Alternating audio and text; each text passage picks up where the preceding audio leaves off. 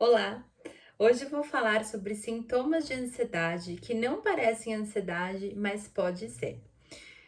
Às vezes a gente não tem ideia do que reflete no nosso corpo, de como os pensamentos refletem, de como a gente se comporta através dos pensamentos e dos sentimentos e como isso vem para o nosso corpo.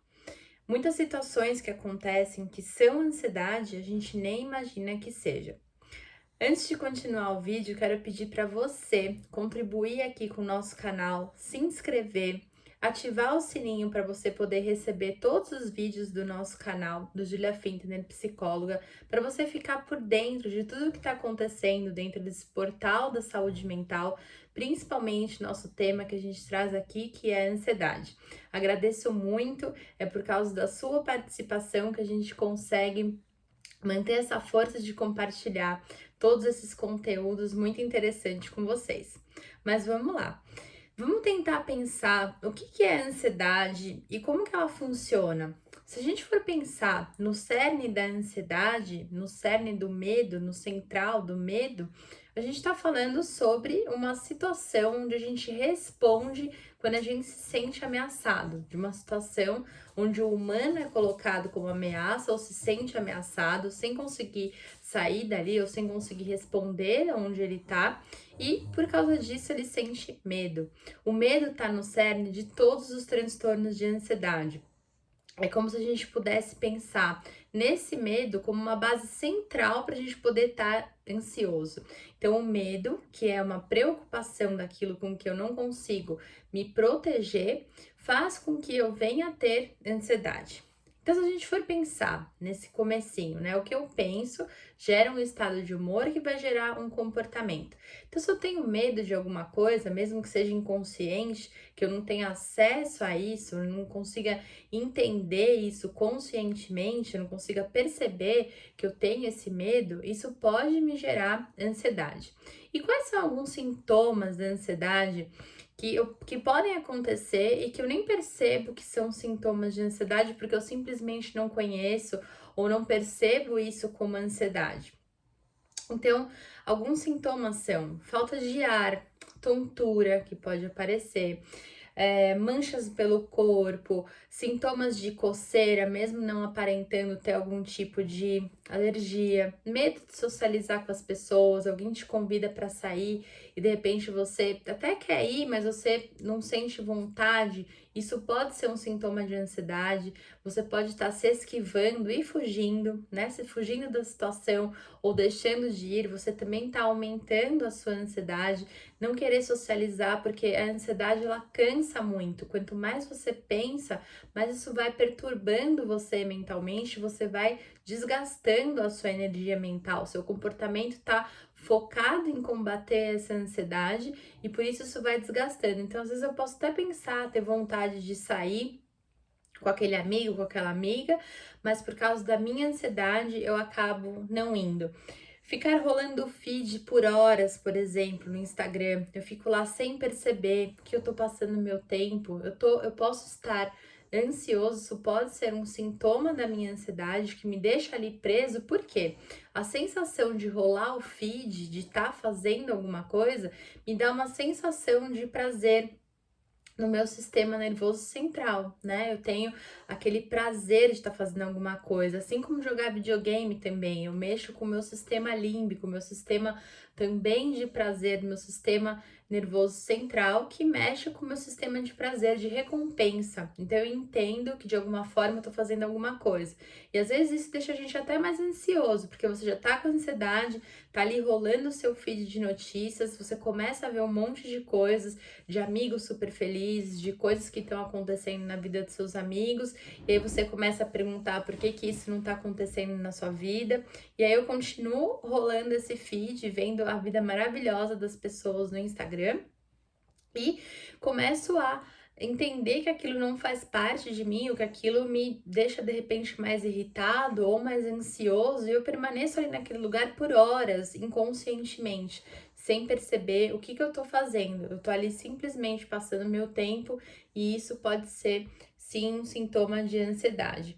Acordar, por exemplo, irritado sem motivo, quando eu já acordo e já me sinto irritado com a vida, não quero falar com as pessoas, eu sou aquela pessoa que fala bom dia por quê, né? Eu acordo já mal-humorado, isso pode sim ser também um sintoma de ansiedade, medo de ficar sozinho, medo de estar sozinho, medo de nunca ter um relacionamento, né? Então, o medo de ficar sozinho, ele vem, como a gente falou no começo, com o medo que vem no cerne central da ansiedade e com esse quadro de tudo aquilo que a gente cria e fantasia de pensamento sobre o estar sozinho.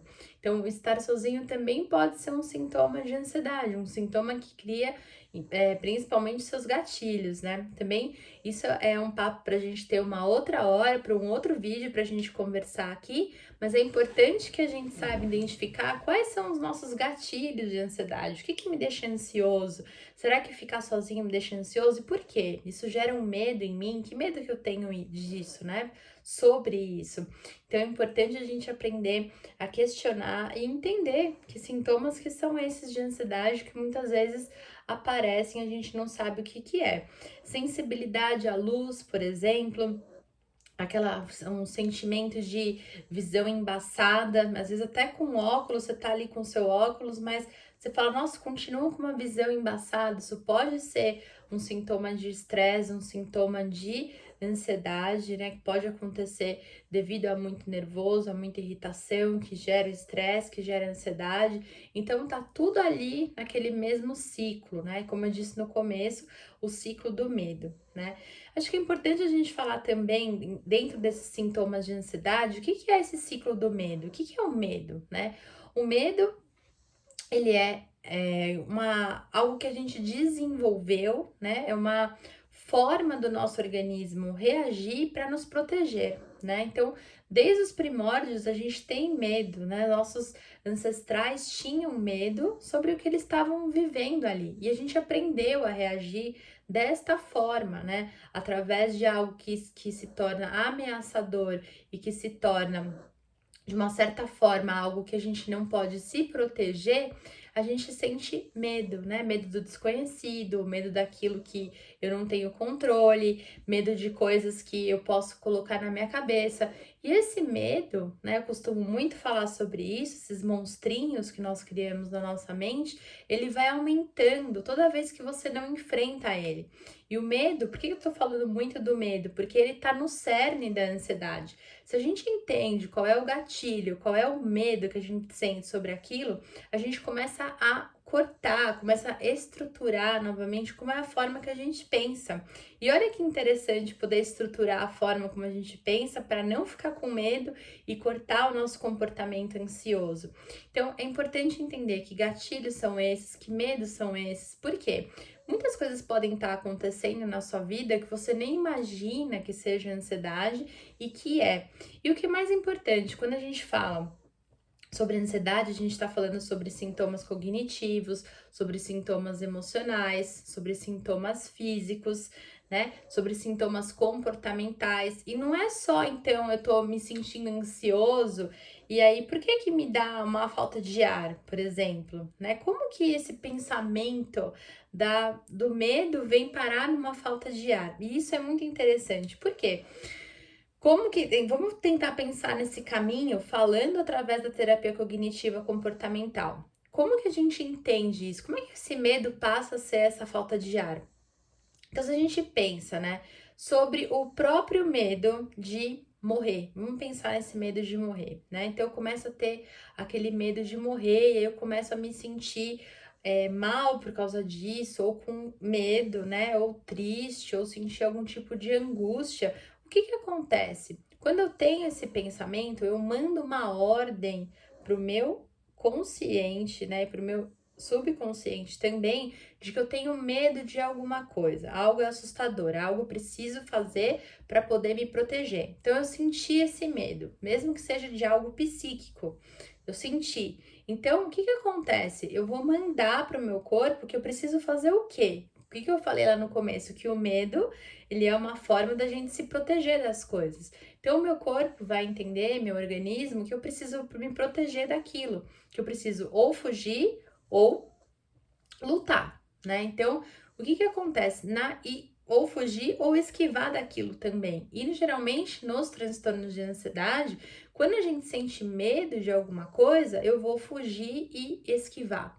Esquivar é não participar daquele negócio. Por exemplo, como eu disse, tem pessoas que querem até sair com os amigos, mas se esquivam dessas situações, não participam desses encontros sociais, porque aquilo é muito ameaçador. Então, se eu me esquivo, o que acontece? Eu aumento esse medo dentro de mim, eu aumento a resistência que eu tenho contra a ansiedade e eu vou ter cada vez mais medo disso, mais medo de sair, mais medo de encontrar pessoas, de conhecer pessoas, de ir a novos lugares, de viajar sozinho, por exemplo. Então, esse é um comportamento de quem tem ansiedade, a fuga e esquiva. Então vamos pensar lá no pensamento, eu senti medo de ter falta de ar. Então o que acontece? O que eu tenho que fazer quando eu sinto medo de ter falta de ar? Eu preciso me proteger, eu preciso fugir daquilo ali, eu preciso fugir de alguma situação que vai me dar essa falta de ar, né? Tenho com medo de morrer devido a essa falta de ar. O que eu faço? Ou eu fico sozinho, ou eu chamo alguém, ou eu preciso ir para o hospital, ou eu saio correndo e vou parar lá naquele ambulatório do hospital. Ou eu converso com algum amigo, converso com algum familiar, falo que não tô me sentindo bem, falo que eu preciso entrar em contato com aquela falta de ar, né? Então, é importante entender qual que é esse processo de eu pensar do meu humor, do meu comportamento, né? Então, quando eu sentir esse medo, eu vou tentar fugir e vou tentar esquivar. O que acontece? O meu comportamento, ele se torna um comportamento de fuga, um comportamento ansioso. Então, essa falta de ar e esse super foco nessa falta de ar, esse hiperfoco que a gente fala, faz com que essa falta de ar aumente. Então eu começo a sentir mais falta de ar ainda. O que acontece? Eu penso que eu tô com falta de ar, né? A gente é muito condicionado ao pensamento e de trazer isso pro nosso corpo. Eu pensei que eu tô com falta de ar e que eu vou morrer devido a essa falta de ar. Eu começo a sentir medo. Como que eu vou me comportar? Eu vou tentar me comportar de uma forma a fugir daquela situação, ou eu fico com muito mais medo e isso aumenta a minha falta de ar. E aí eu tenho certeza que eu tô morrendo, que eu tô infartando, que eu tô com essa falta de ar. Então, como que funciona isso? Como é que o medo ele vai vir para esse corpo? Quando eu mando esse pensamento, eu começo a fazer o quê? Eu começo a respirar mais forte, né? Eu começo a ter uma com muito medo, tô com muito medo. Então eu começo a respirar mais forte, porque é o meu organismo respondendo ao meu pensamento. Se eu começo a hiperventilar, se eu começo a ter muito medo dessa hiperventilação e começo a hiperfocar nessa, né, quem tem ansiedade tem essa respiração mais curta, o que acontece? Eu não mando oxigênio para o meu corpo. Se eu não mando oxigênio para o meu corpo, eu vou sentir tontura e falta de ar.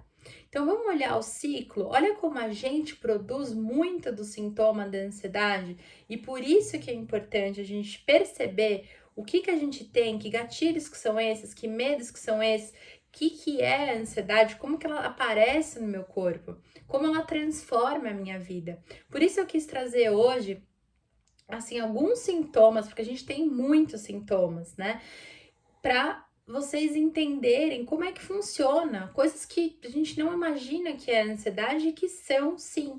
Então é importante a gente conhecer para a gente poder se curar, né?